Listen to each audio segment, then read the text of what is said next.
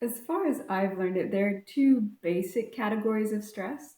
There is chronic stress, which happens over a period of time, and acute stress, which it's not very cute, but it's short. So, like stress that doesn't last very long. The question that I have for this blog is, what are some things that are stressing you, and do they fall into chronic stress, like it's been going for a while, or acute stress? So it's only been going for a short time. Is it today?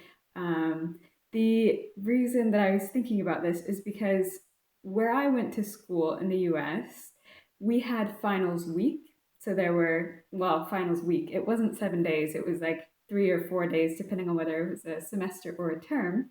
And so that stress of those tests for that semester lasted a week. Whereas living here in the Czech Republic, I've learned that at least the university where I live, the students that go there, they're testing. Oh, and by the way, the test week, we had one time to take that test, and we either passed it or we didn't. We either had to retake the class or we didn't. Here, they get 3 tries for most of the tests. This is only based on the sample group that I have, the students that I know here.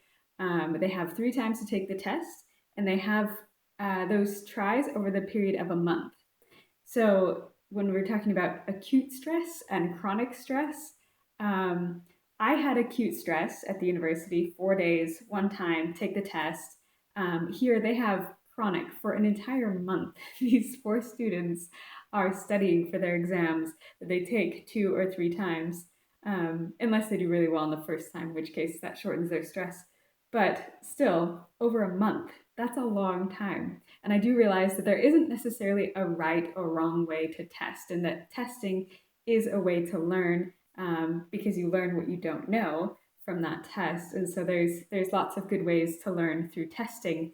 However, the chronic stress and acute stress, it's just very different from what I experienced at my university, the university that I attended. I don't have a university. Um, in any case, I would love to hear your thoughts below on whether or what stress you recognize in your life is chronic and what stress you recognize in your life as acute. I look forward to your thoughts in the comments below.